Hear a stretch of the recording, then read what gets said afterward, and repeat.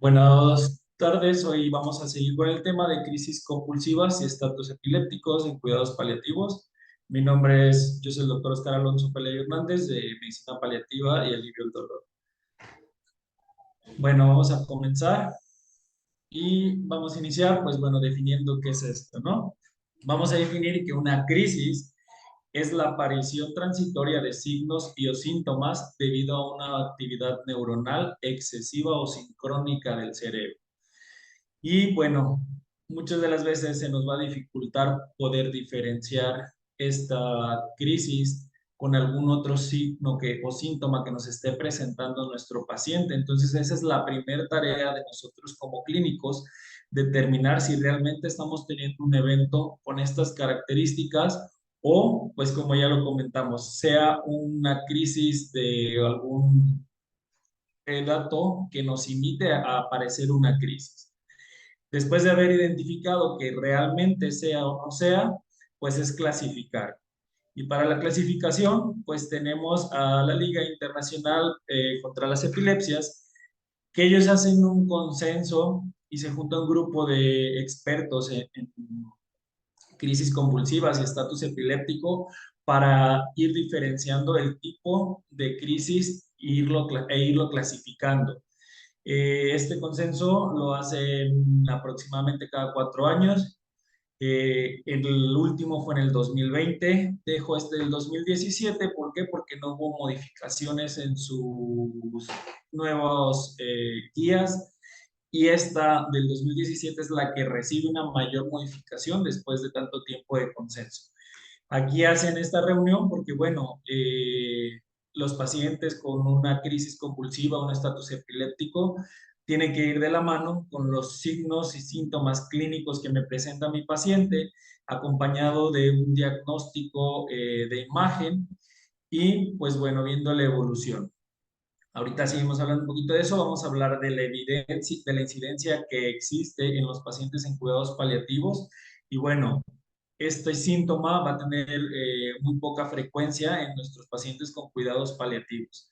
¿Por qué? Porque normalmente vamos a tener que estas crisis convulsivas y estatus epilépticos se van a dar en pacientes que son de menor edad y no que tengan en sí una patología que lo vaya a derivar a presentar una crisis convulsiva. Pero bueno, ¿qué pasa? Que la incidencia, cuando nosotros tenemos una muy buena atención con nuestros pacientes de los cuidados paliativos domiciliarios o incluso en el hospital, debemos de cuidar todo aquello que nos la desencadene. Por eso la frecuencia en la que nos lo va a presentar es muy baja, pero sí debemos conocer pues cómo poder diagnosticar o qué poder hacer cuando se llega a presentar.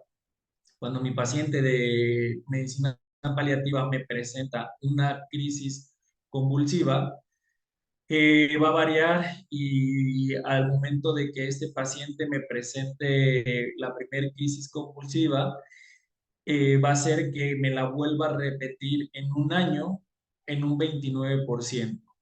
Si ya me presentó una, al año vuelve a presentar, corre el riesgo de que en 3 años el 34% me lo vuelva a presentar. ¿Sí? Entonces, pues es importante tener este diagnóstico, tenerlo presente para poder dar un tratamiento a mi paciente. Las causas que nos lo van a dar en nuestros pacientes específicamente, pues bueno, pueden ser por enfermedades estructurales del cerebro o causas no estructurales. Puede ser que también presenten de los dos tipos mis pacientes. ¿Y cuáles son las estructurales? Bueno, alguna lesión por metástasis cerebral de mi paciente oncológico, que ya tengo una metástasis, ¿no? Pueden ser también causas infecciosas o las no estructurales que mayormente vamos a ver en nuestros pacientes, pues son los trastornos metabólicos o toxicidad por alguno de los medicamentos que está tomando mi paciente. Aquí la clasificamos, que es la última clasificación, si la crisis fue de inicio focal generalizado o no conozco cómo empezó, pero llega el familiar y está viendo que tiene movimientos anormales, ¿no? Vamos a ir viendo, derivando cada una de ellas, no vamos a enfatizar tanto. Aquí lo importante pues es que la diagnostiquemos. Y bueno, tenemos que de las focales va a estar mi paciente con conciencia, se van a dividir en dos, conciencia preservada o conciencia alterada, de inicio motor o de inicio no motor, y o que tenga una focal que me cambie a tónico clónico. Esto es como muy difícil a veces de identificar porque tendríamos que estar presenciando el tipo de crisis que está presentando mi paciente. Pues las generalizadas pueden ser motoras y no motoras y o de inicio desconocido, pues a ver si es de tipo motor o no motor, o incluso pues no tiene una clasificación porque yo no estoy viendo a mi paciente. Las crisis focales, pues bueno, estas van a presentarse mayormente cuando hay una lesión en el lóbulo temporal y en este lóbulo va a ser en la parte inferior del lóbulo frontal. Cualquiera de estos dos lóbulos que esté afectando a mi paciente puede ser que le dé un estatus epiléptico o una crisis epiléptica. Vamos a ver, como les comentaba, para poder diagnosticar y clasificar a mi paciente tengo que tener estudios de imagen. Muchas veces se nos va a complicar en nuestros pacientes de los cuidados paliativos porque esto puede generar una molestia al momento de trasladarla, someterlo a un electroencefalograma, pero bueno, se los dejo aquí. Estas son las ondas que veríamos en una crisis convulsiva focal. Las espigas son epileptiformes y bueno, pues puede estar dado en el lóbulo temporal o en la porción inferior del lóbulo frontal. Eh, Tenemos que las focales con conciencia preservada y o con alteración de la conciencia. Cuando mi paciente presenta una crisis compulsiva y es con conciencia preservada, normalmente este tipo de crisis duran menos de un minuto, a diferencia de las que va a tener mi paciente conciencia alterada, que va a durar más allá de un minuto. Las que son de conciencia preservada van a presentar aura. Igual en las de conciencia alterada puede ser que mi paciente presente un aura. El paciente que va a tener la crisis focal con conciencia preservada, bueno, va a recordar la crisis, lo que le pasó. La sintomatología va a depender pues del lugar de donde se está originando este desorden neuronal que fue el que me lo ocasionó. Vamos a ver que el paciente, si tiene una deambulación, pues va a tener una marcha jacksoniana y puede sufrir un fenómeno de TOC. En las de la conciencia alterada, el paciente pues va a presentar una confusión. Después de presentar su crisis, no se va a acordar qué fue lo que pasó, tal vez ni siquiera en dónde está, y esto puede tardar unos minutos, incluso unas horas en poder recordar qué fue lo que pasó. Y bueno, aquí van a ser típicos los automatismos que presente mi paciente. Aquí tenemos una relación entre las focales de conciencia preservada y el área anatómica en la que se va a presentar. Si yo tengo una crisis de tipo motor, pues bueno, puede ser que el paciente me presente crisis clónica o una crisis versiva, en donde se puede estar dando esta alteración, pues bueno, puede ser en el giro precentral contralateral del movimiento que está teniendo mi paciente o puede ser en el lóbulo parietal contralateral al movimiento anormal que estoy teniendo en mi paciente.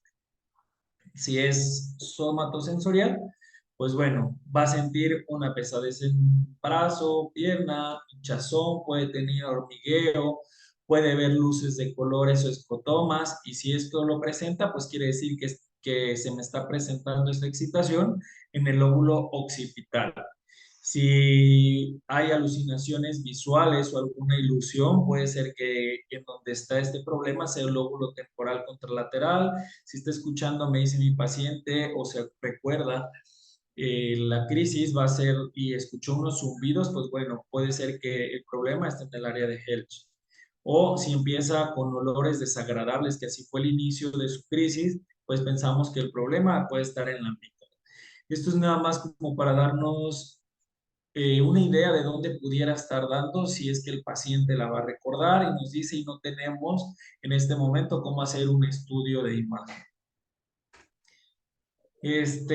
Vamos a tener las crisis focales cuando pasan a bilaterales. Les comentaba, aquí hay que ver de qué forma inició y poder estar presenciando la crisis de mi paciente, ¿no?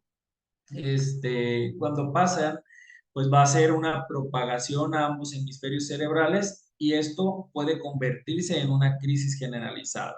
Aquí también van a presentar el fenómeno de TOD y estos pacientes llegan a tener la gran mayoría un aura previo a su crisis convulsiva que va a presentar. Esto es importante que lo diagnostiquemos para poder pautar un tratamiento, porque los tratamientos pueden cambiar dependiendo del tipo de crisis que presenta mi paciente. Ahora, pues vamos a ver un poquito, recordar las crisis generalizadas. Estas crisis van a tener una lesión en el circuito, en el tálamo, del tálamo y la cortical. El foco epileptógeno se va a comunicar rápidamente con redes en ambos hemisferios, lo que va a hacer este cortocircuito del tálamo cortical y van a verse comprometidas las células piramidales de la corteza, las neuronas intersinápticas y los núcleos reticulares del tálamo. De ahí vamos a tener que se van a comprometer vías colinérgicas descendientes, las vías serotoninérgicas, noradrenérgicas y colinérgicas ascendentes en el tronco cerebral. ¿Qué quiere decir esto? Que va a haber como una lucha de las vías colinérgicas descendentes, así como las serotoninérgicas, y van a ver cuáles, por así decirlo, compiten como entre ellas para ver cuál es la que va a ganar, y es cuando empieza mi cortocircuito, mi red neuronal a verse afectada. Vamos a ver, como les comentaba, si tenemos oportunidad de poder hacer un electroencefalograma. Las espigas del electroencefalograma nos van a dar estas características.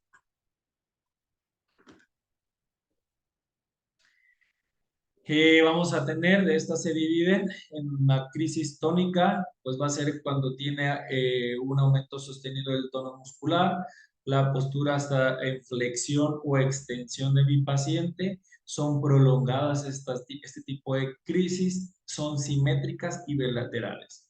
O sea, extremidades superiores e inferiores, movimientos anormales con posturas flexoras o extensoras, y pues mi paciente tiene rigidez, ¿no? Las clónicas, pues estas van a ser sacudidas simétricas, obviamente bilaterales. En las cuatro extremidades, mayormente vamos a ver que tienen los codos flexionados y extensión de sus tobillos, y va a haber eventos asociados a que me desencadenen este tipo de crisis. Esta se considera que es una de las que puede tener un buen pronóstico, ya que la respuesta al tratamiento que demos es muy buena.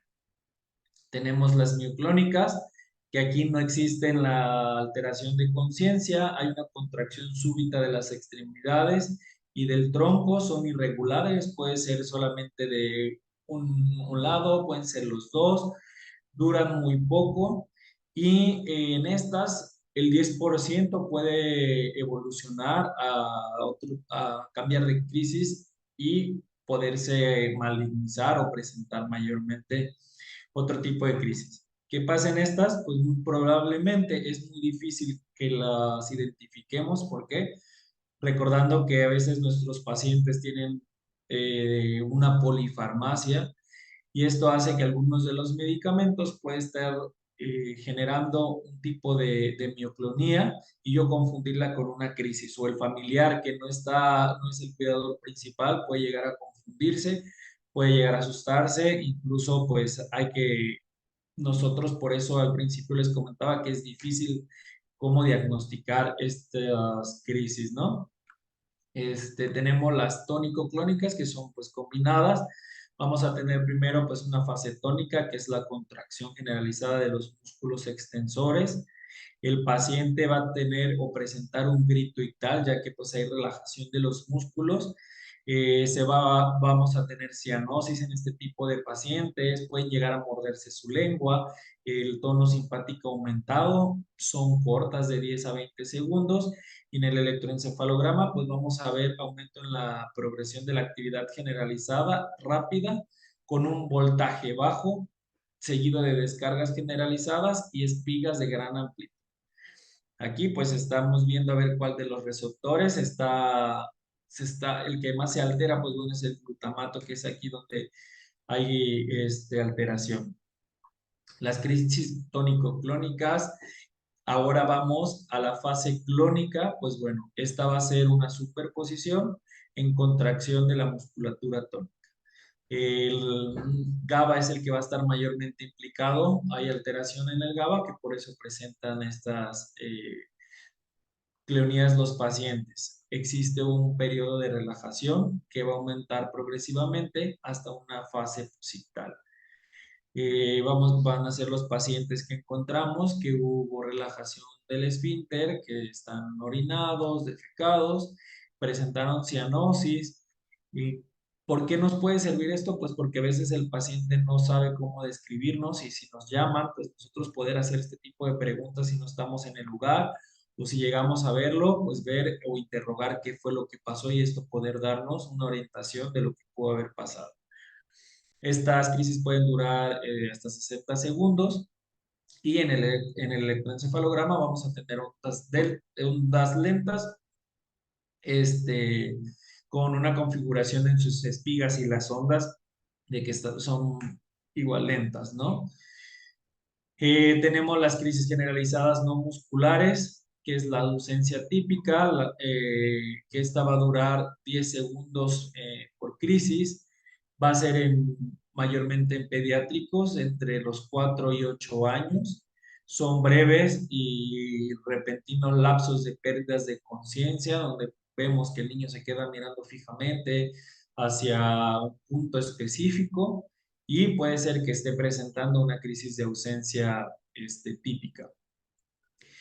No hay confusión, no hay un periodo posictal y puede ser benigno a largo plazo. ¿Qué vamos a ver en el electroencefalograma? Pues un patrón típico que va a tener buena respuesta al tratamiento. Me refiero a un patrón típico, pues bueno, que a lo mejor no vamos a tener alteración en nuestras ondas si nosotros mandamos a hacer un electroencefalograma.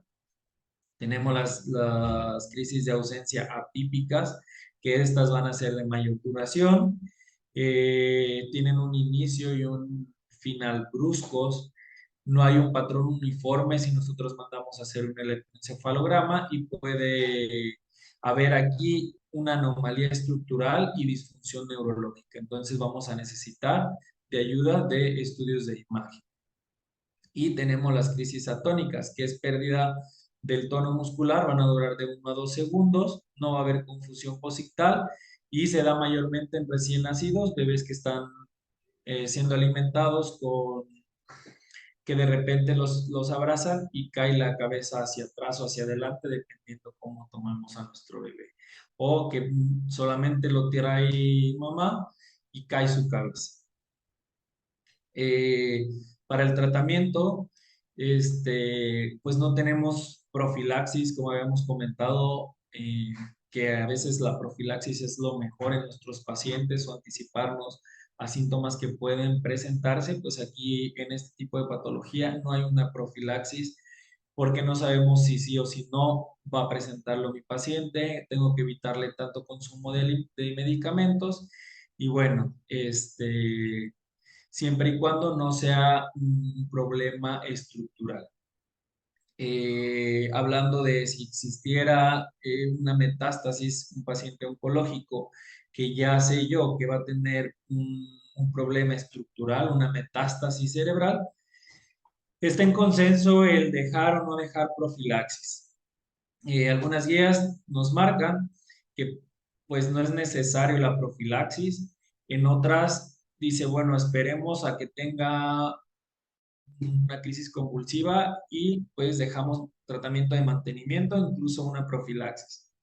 Esto creo que va a depender de cada clínico, de la evolución de mi paciente, pero en conclusión, pues no hay como tal una guía que te diga si deja un tratamiento anticonvulsivo profiláctico para los pacientes que ya tienen una metástasis a nivel cerebral.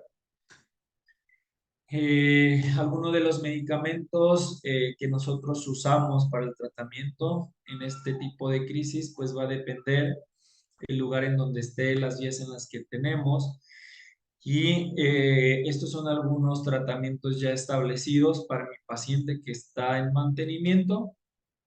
Y vemos que tenemos el fenobarbital, la fenitoína, valproato sódico, levetiracetam, lactosamida. Estas se van a dividir dependiendo del tipo de crisis que tenga mi paciente, por eso les comentaba que es necesario saber el tipo de crisis para poder yo dar o pautar un tratamiento a mi paciente. A veces es importante decirle al familiar que está con nuestro paciente que si nos comentan que lo presentó más de una vez, poderle pedir que grabe el evento para nosotros poder diagnosticar, porque muy difícilmente nos van a poder decir qué tipo de crisis convulsiva está presentando mi paciente. Bueno, vamos a hablar ahora del estatus epiléptico y qué es un estatus epiléptico. Bueno, este es muy importante, una urgencia neurológica que va a requerir un tratamiento inmediato porque puede ocasionarle la muerte a mi paciente o condicionarlo a que si yo tenía un paciente funcional, pues tenga una morbilidad significativa porque va a haber daño a nivel neuronal. Las crisis comiciales que persisten por un tiempo prolongado, que va a ser más allá de 30 minutos, o que existan distintas crisis que se repitan con frecuencia menos de un minuto, o en donde no existe una recuperación completa de la conciencia entre cada una de las crisis. Quiere decir, si mi paciente me presenta una crisis convulsiva, no tiene una recuperación de conciencia y vuelve a presentar otra, y no existe una recuperación de su conciencia y presenta otra para este paciente, ya está en una crisis o un estatus epiléptico, ¿sí? Entonces, ¿cómo vamos a definir un estatus epiléptico? O aquella que dure más allá de 30 minutos, pero lo vamos a ver más adelante, que existen tiempos para poder tratar a mi paciente y no tengo que dejarlo pasar más allá de 30 minutos. Que esto pues ya sería una crisis comicial persistente. Tenemos mi paciente, pues lo que puede ser es que me está presentando una crisis y dura más allá de un minuto o no hubo una recuperación de la conciencia. Esta condición va a resultar del fallo de los mecanismos responsables de la terminación de las convulsiones o del inicio de los mecanismos que van a conducir a una convulsión anormal prolongada. Estas condiciones pueden tener consecuencias a largo plazo y puede causarnos muerte, lesión neuronal, alteración en nuestras redes neuronales, dependiendo del tipo y de la duración que tenga la misma.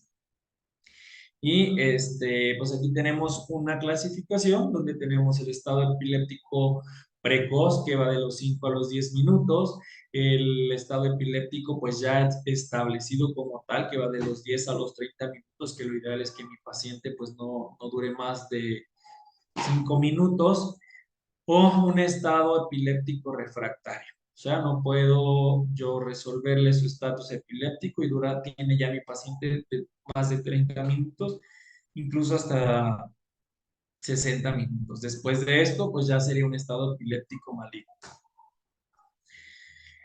Eh, si se me presenta, tengo yo hasta 2 minutos más o menos para que mi paciente tenga una posibilidad de ceder espontáneamente.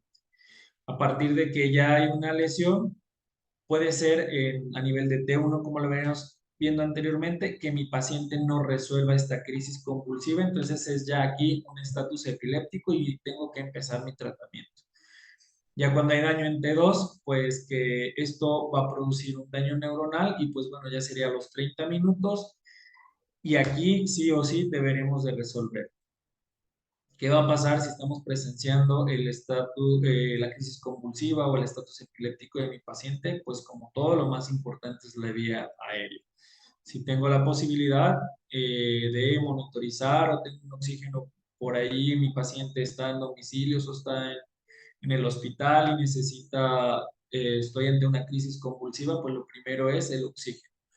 Ya de ahí nos vamos a todo lo demás, lo que ya sabemos, pues la monitorización, encontrar causas de lo que está pasando, saber qué medicamentos le pudieron haber puesto en ese momento, tener un diagnóstico exacto para poder yo tratar la causa principal, incluso poder ayudarle a mi paciente. Medicamentos para un estatus epiléptico, pues bueno, tenemos el midazolam. Si tenemos una vía, lo pasamos IV. Si no tenemos vía, puede ser intramuscular o subcutáneo o nasal. Y las dosis pues van de los 0,5 miligramos por kilo de peso de mi paciente. Si no tengo midazolam, pues puedo usar el diazepam o incluso si llegáramos a tener, pues bueno, levetiracetam sería el de primera línea. Establecer si estoy en un estado precoz, si ya está establecida la crisis epiléptica o estoy en un estado refractario de mi paciente. Cuando yo rebaso o inician los 30 minutos, eh, mi paciente entró en un estado refractario y sí o sí este paciente tiene que ir a la UCI con monitorización. En teoría nosotros debemos actuar en menos de 5 minutos y poder ayudarle a mi paciente a que este estatus epiléptico no vaya más allá de este tiempo. Aquí un artículo de la revisión que hay. Sabemos que a veces los estatus epilépticos nos cuesta mucho trabajo cuando ya están establecidos, pues poder hacer algo por nuestro paciente. Y hay un reporte de un paciente pediátrico donde estaba recibiendo una dieta cetogénica, el paciente presenta crisis convulsivas, estatus epiléptico, y lo que hacen para poder ayudar con sus crisis epilépticas, su estatus epiléptico, hacen una infusión con propofol, porque pues se nos acabaron todas las medidas que tenemos de primera instancia. Sabemos que propofol, una infusión de propofol para mantener sedado a mi paciente puede ser también uno de los tratamientos. Recibe el paciente este tipo de terapia y fallece. ¿Qué se encontró? Pues bueno, que los pacientes que reciben una dieta cetogénica y que usamos propofol tienen un mayor riesgo de hacer una rhabdomiolisis o hacen una acidosis metabólica, pues por el mismo tipo de dieta cetogénica, tenemos no hay una oxidación, una buena oxidación de los ácidos grasos, lo que me va a llevar a que mi paciente tenga complicaciones. Y pues bueno, como evidencia, hay que siempre interrogar a nuestros pacientes, tener cuidado con el tipo de pacientes que tengamos. Esto pues muchas veces no lo vamos a poder ver en el paciente a lo mejor de cuidados paliativos, pero sí tenerlo en cuenta. Eh, para si tenemos un paciente pediátrico, este artículo se escribió en el 2016, actualmente no está avalado por la FDA, pero la locazamida intravenosa se vio que tuvo una buena respuesta en el estado epiléptico pediátrico. Este es un estudio abierto de eficiencia y seguridad. ¿Por qué? Pues porque no está avalado, como les comentaba, en pediátricos menores de 12 años. Se usó en pediátricos de 6 a 12 años, donde se vio que no hubo una repercusión, pero sí tuvo un buen efecto para el estatus epiléptico. Entonces, podemos usarlo con seguridad a pesar de que no está avalado por la FDA. Bueno, por mi cuenta sería todo. Agradezco su atención. Muchas gracias.